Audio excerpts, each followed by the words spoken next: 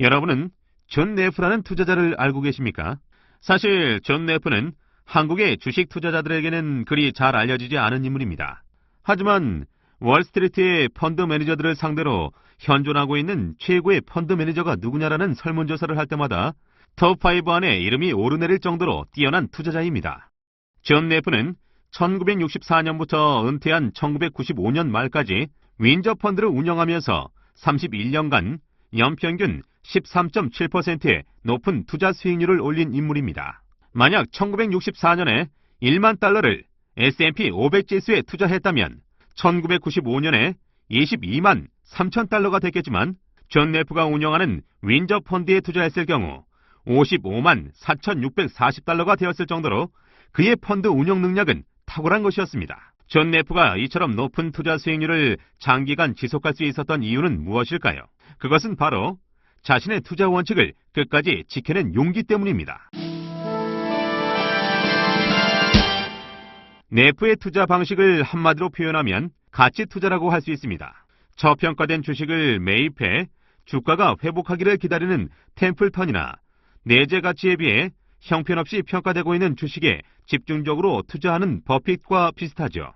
하지만 그들과 다른 점은 그가 절대적인 가치 투자자라는 사실입니다. 절대적인 가치 투자자는 시장 분위기에 상관없이 자신의 목표 가격을 유지하는 것이 특징이죠. 물론 이를 위해서는 모두가 팔 때 주식을 살 수 있는 용기가 필요합니다. 그래서 네프는 완벽한 시장 역행 투자자로 불리기도 하는 것입니다. 존 네프 씨, 절대적 가치 투자의 원칙은 무엇입니까? 절대적인 가치 투자의 첫 번째 원칙은 싼 주식을 고르는 것이겠죠.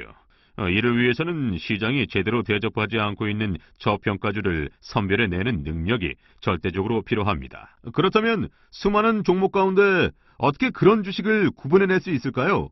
저는 매우 간단한 공식으로 출발합니다. 이 방식은 아마추어 투자자들도 충분히 따라할 수 있을 정도로 쉽죠. 좀 더 구체적으로 말씀해 주신다면요? 우선 해당 기업의 배당 수익률과 이익 성장률을 더한 다음 현재 주가 수익률로 나눕니다. 이렇게 계산한 수치를 총회수율이라고 부르는데 총회수율이 2를 넘지 못하면 투자 후보 종목에서 제외하는 거죠. 그렇다면 주가가 배제된 것 아닙니까? 아니죠. PER에 현재 주가가 반영돼 있습니다. 그렇다면 존 네프 씨가 말하는 싼 주식이란 PER을 감안한 상대적인 가격을 기준으로 한 것이라고 할 수 있겠군요. 예, 그렇습니다.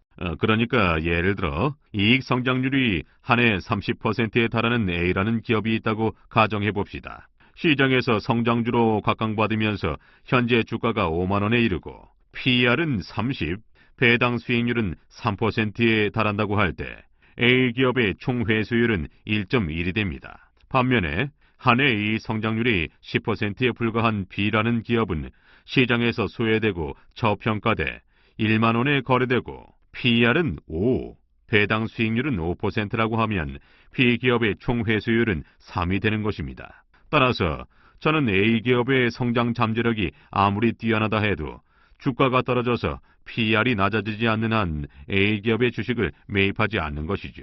하지만 A기업의 이익 성장률이나 배당 수익률이 더 높아질 수도 있지 않습니까? 그렇게 된다면 총 회수율이 달라질 텐데요. 물론 그럴 수도 있겠죠.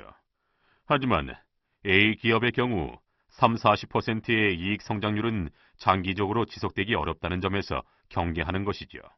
그럼 총 회수 조건을 충족한 B회사의 주식을 무조건 매입하면 되는 겁니까?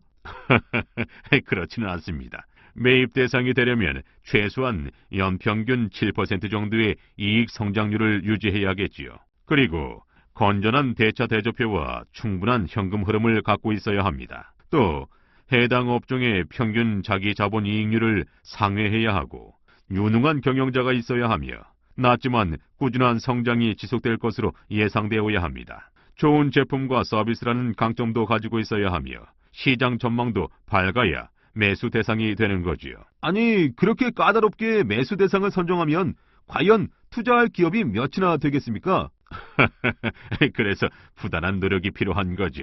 저 스스로도 최선을 다해 악착같이 일하는 것 외에는 방법이 없다고 생각합니다. 자, 그럼 저는 바빠서 이만.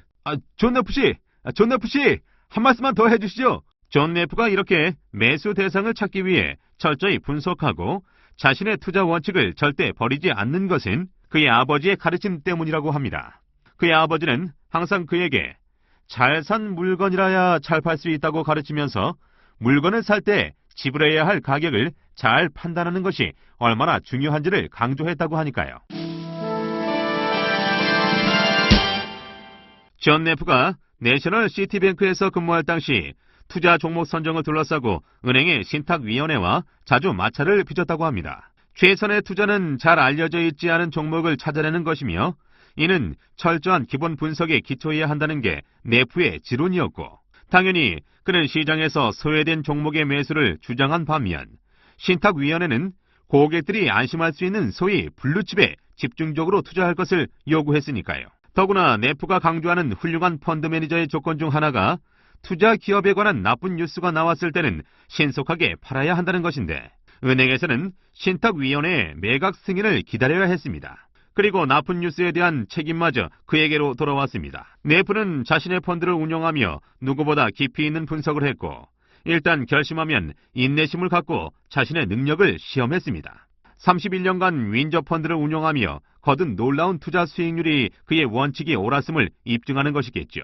인터넷 주식을 비롯한 소위 첨단 기술주가 천정부지로 치솟던 1999년 존 네프는 주가가 어리석은 정도로 과대평가됐다고 지적하며 S&P 500 지수 선물과 나스닥 100 지수 선물을 매도하고 첨단 기술주의 공매도에 주력했습니다.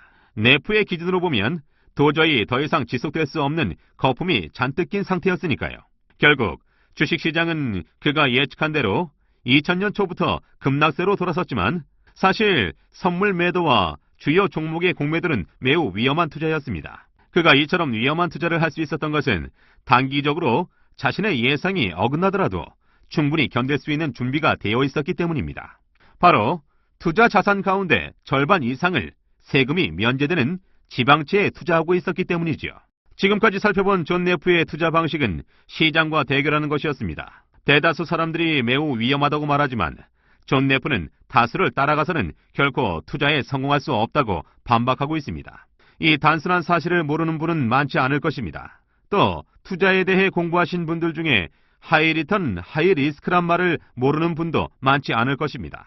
문제는 이런 투자 방식을 실행하기가 말처럼 쉽지 않다는 데 있겠죠. 이렇게 나약하고 자신감 없는 우리들을 위해 존 네프는 이렇게 충고하고 있습니다. 스스로 판단할 수 있는 자유로운 영혼과 어느 정도의 정신력을 갖고 있다면 굳이 다수를 따라갈 필요가 없다고. 오늘은 여기까지입니다. 감사합니다.